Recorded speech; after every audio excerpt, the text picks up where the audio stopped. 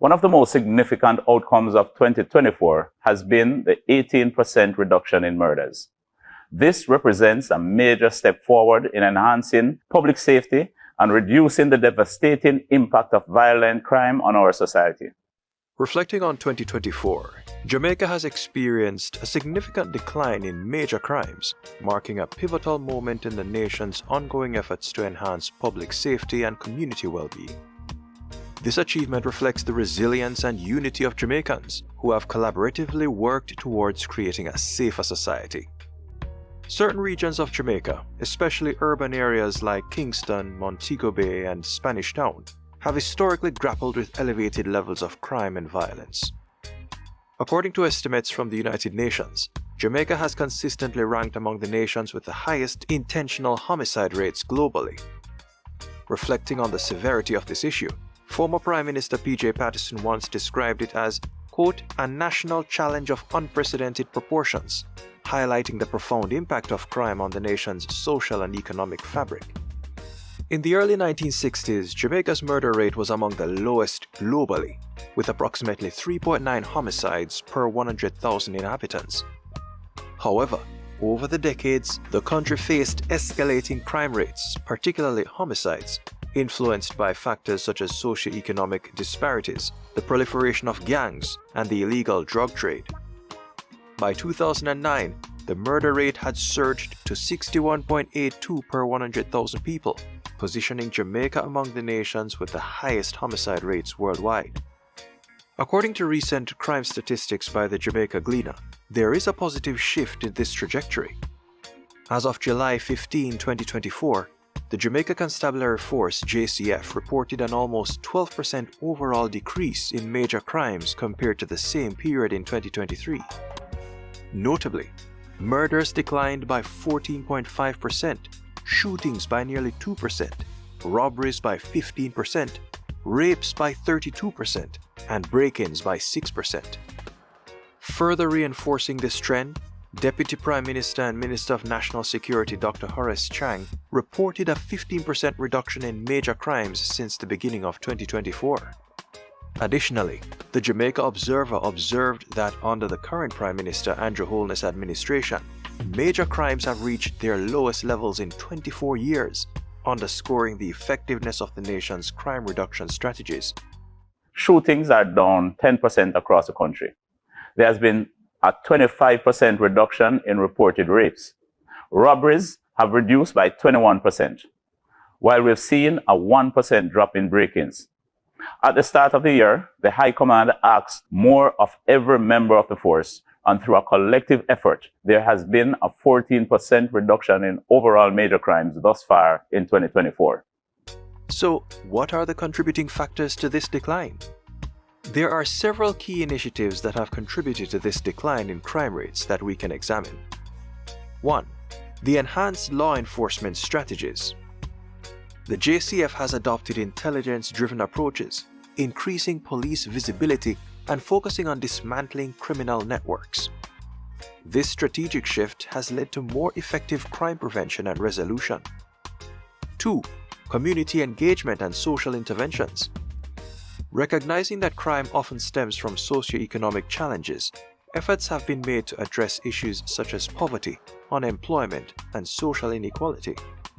Community-based programs aimed at providing support and opportunities for at-risk youth have played a significant role in crime reduction. 3. Legislative reforms.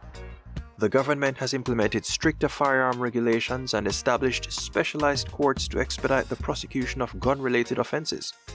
These measures have been instrumental in curbing gun violence. Jamaican law permits firearm ownership on a may-issue basis, meaning licenses are granted at the discretion of authorities.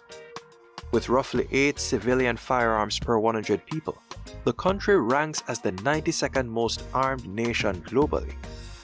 Efforts to tighten gun laws began in the early 1970s, a period marked by escalating violence linked to criminal gangs and heightened political tensions between supporters of the People's National Party (PNP) and the Jamaica Labour Party (JLP).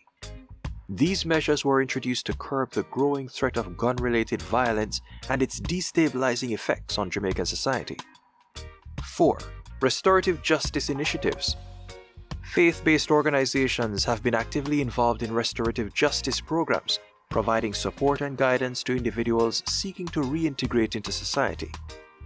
This holistic approach has been instrumental in restoring order and building peace within communities. By the way, if you're enjoying this video, please hit the like button and subscribe to our channel. Your likes help the YouTube algorithm promote our videos to a broader audience. Thanks for your support. Here are some public perceptions and ongoing challenges in Jamaica. Despite advancements in crime reduction, public perception in Jamaica remains cautious. Surveys indicate that a significant portion of the population continues to view crime and violence as major concerns. For instance, a poll revealed that 48% of Jamaicans consider crime and violence the biggest problem facing the country, and 57% feel less safe in their households now compared to a decade ago. The Jamaica National Crime Victimization Survey reported that 65.2% of Jamaicans aged 16 and older perceived the Jamaica Constabulary Force (JCF) as corrupt. Additionally, a 2024 poll found that 24% of respondents identified poverty as the main cause of the island's murders, while 23% attributed it to corruption.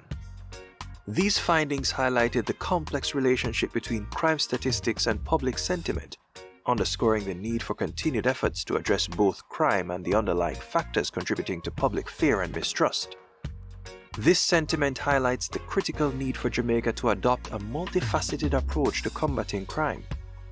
While addressing the immediate symptoms of crime, such as increased law enforcement and stricter penalties, there is an equally pressing need to focus on its root causes: poverty, corruption, and socioeconomic disparities. The correlation between poverty and crime is further supported by research into Jamaica's socioeconomic landscape. High unemployment rates, especially among the youth, and persistent social inequality exacerbate tensions within communities.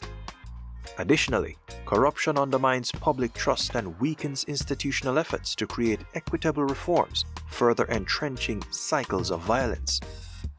Breaking this cycle demands comprehensive socio-economic reforms, including initiatives to reduce poverty, enhance educational access, create jobs, and combat corruption. Programs that invest in marginalized communities, promote transparency, and foster collaboration between public and private sectors are critical to sustaining long-term peace and security. In conclusion, Jamaica's recent decline in crime rates is a testament to the nation's commitment to fostering a safer and more harmonious society. Through collaborative effort encompassing law enforcement, community engagement, legislative reforms, and restorative justice initiatives, significant progress has been made. However, the journey towards lasting peace and security continues, necessitating ongoing dedication to addressing the underlying socioeconomic factors that contribute to crime. The resilience and unity of the Jamaican people remain pivotal in this endeavor, as the nation strives to build upon these achievements for a brighter future. We want to hear from you. What do you think is the most effective way to address the root causes of crime, like poverty or corruption? Share your thoughts in the comments below. We'd love to know your perspective.